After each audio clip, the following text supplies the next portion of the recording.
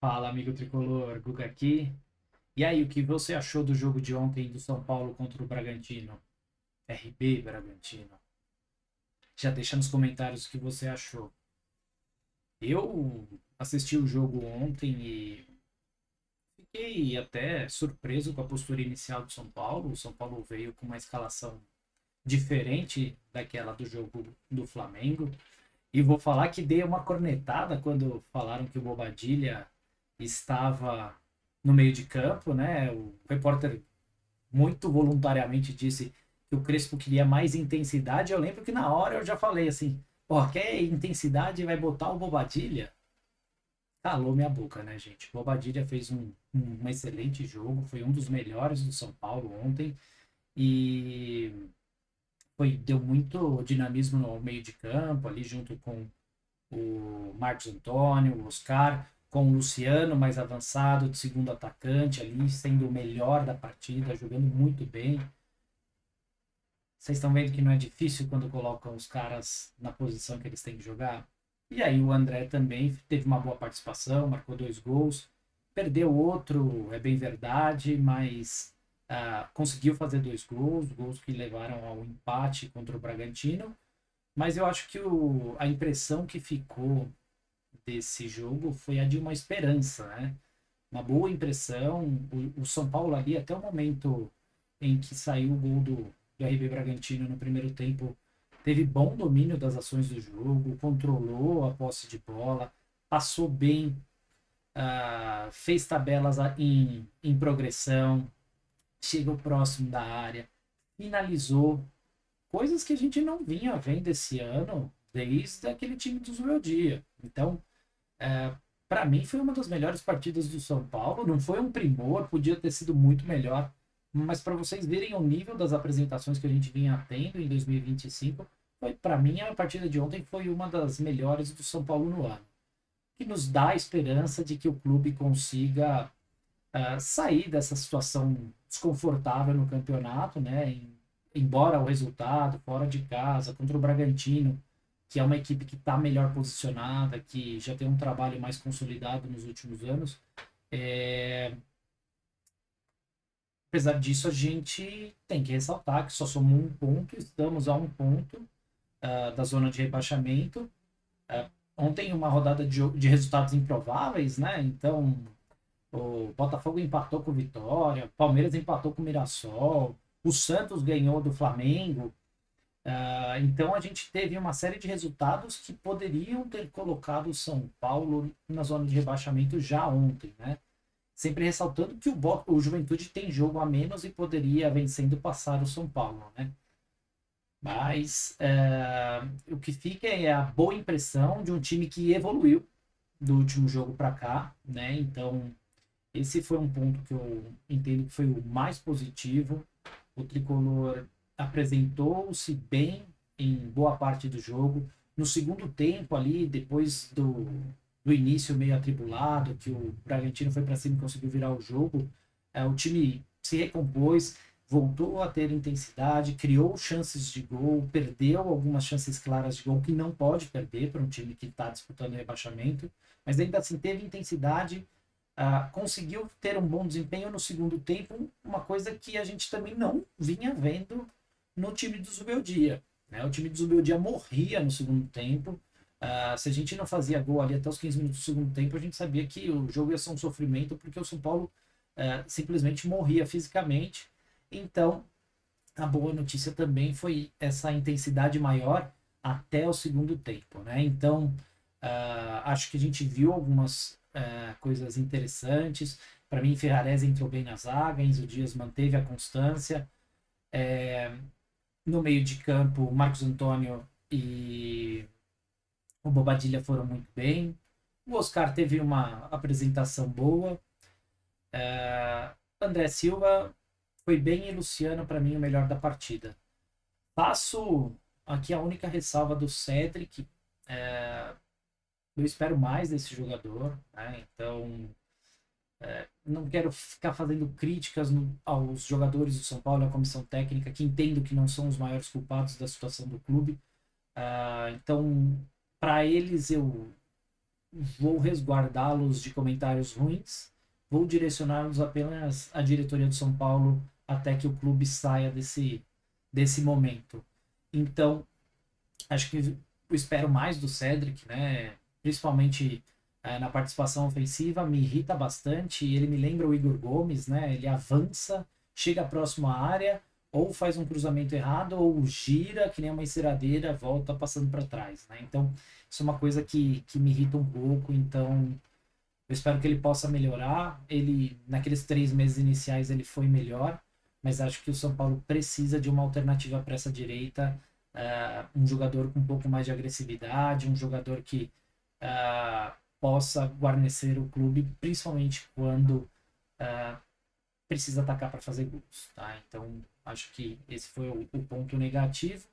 Com relação aos jogadores que entraram, também ninguém teve um desempenho muito destacado, principalmente quando o Oscar saiu e o Luciano teve que recuar um pouco. A gente viu que o São Paulo reduziu o seu volume ofensivo, teve mais dificuldades para criar, e aí acabou ficando mais numa postura mais defensiva, evitando os ataques do Bragantino.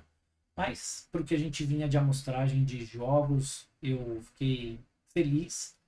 Me deu uma perspectiva positiva de que esse clube possa melhorar o seu desempenho e sair do Z4. Já falei em outro vídeo, a gente tem uma sequência complicada. O próximo jogo é contra o Corinthians no Morumbi. Vai ser um jogo difícil, é um jogo de dois times que estão em fase ruim, com situações nebulosas que envolvem suas diretorias. Então, acho que vai ser um jogo muito difícil, mas eu tenho a esperança de que a gente consiga ganhar no final de semana. Além disso, gente, outro ponto positivo é que a gente não teve nenhum dos 8 pendurados tomando o terceiro cartão amarelo, então São Paulo não terá desfalques por suspensão contra o Corinthians. Depois o São Paulo sai para jogar contra o Juventude, jogo de 6 pontos, tem que ganhar do Juventude lá no Alfredo Jaconi. E aí a gente finaliza aí a primeira fase depois contra Fluminense, Internacional e Vitória, né? Então a gente tem uma tabelinha complicada aqui para fechamento do primeiro turno, mas se o São Paulo conseguir somar aí uns 7 pontos nos próximos 3 jogos, acredito que o São Paulo possa já se distanciar um pouquinho dessa zona da marola, né? Que essa zona do Z4. Então, tem um otimismo. Como eu disse, eu acho que o Crespo faz um trabalho muito sério. É um cara que respeita o clube. Então, acredito que ele conseguindo fazer esses jogadores manter a intensidade, manter o foco, ele deve conseguir tirar o São Paulo dessa zona desconfortável. E aí, gente, o último tema que eu queria trazer aqui nesse vídeo de pós-jogo não sei se vocês viram, né? Saiu a notícia de que o Lucas não vai jogar contra o Corinthians. Então, a cada jogo a gente renova a esperança de que o Lucas possa voltar e ele não volta. Preocupa demais essa situação.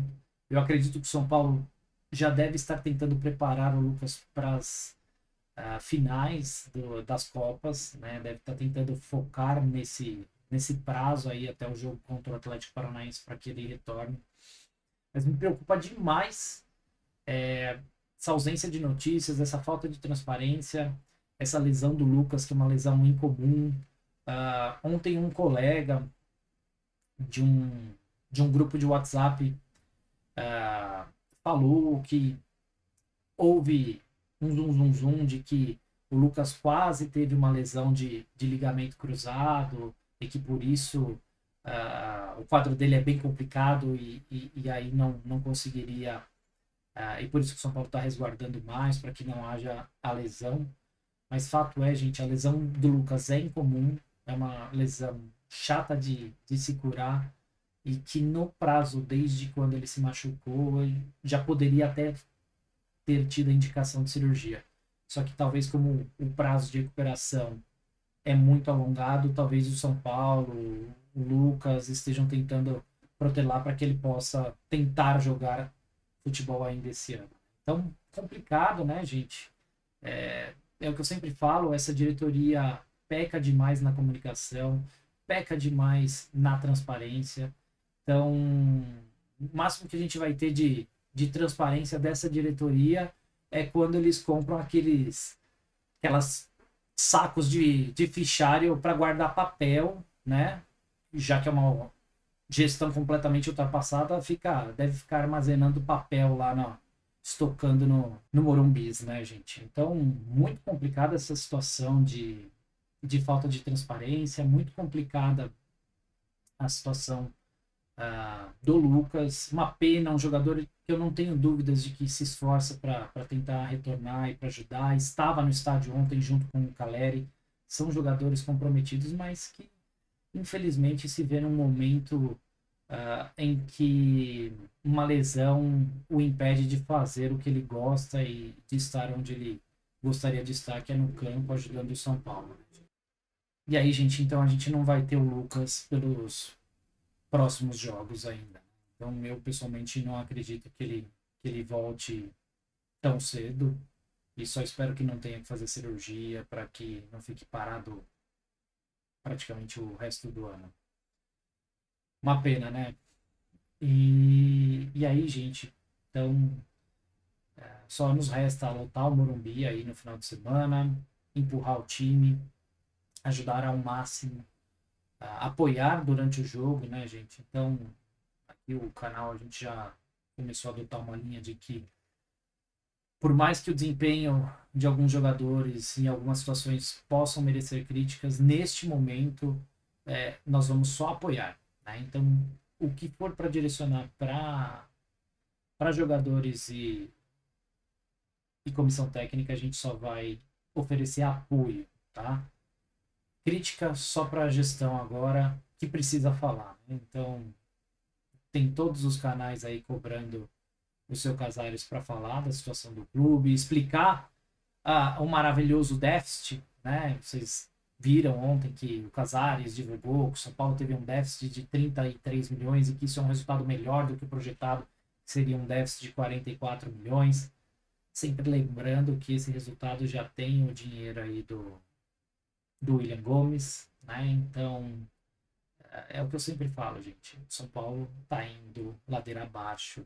E se não houver uma mudança urgente, esse time vai se tornar irrelevante, que nem outros clubes já se tornaram. Tá certo, galera? Então, bora continuar apoiando o time, o Crespo, que esse time consiga evoluir e consiga somar os pontos para nos tirar dessa zona desconfortável, tá bom? Então, um grande abraço, fiquem com Deus e até o próximo vídeo.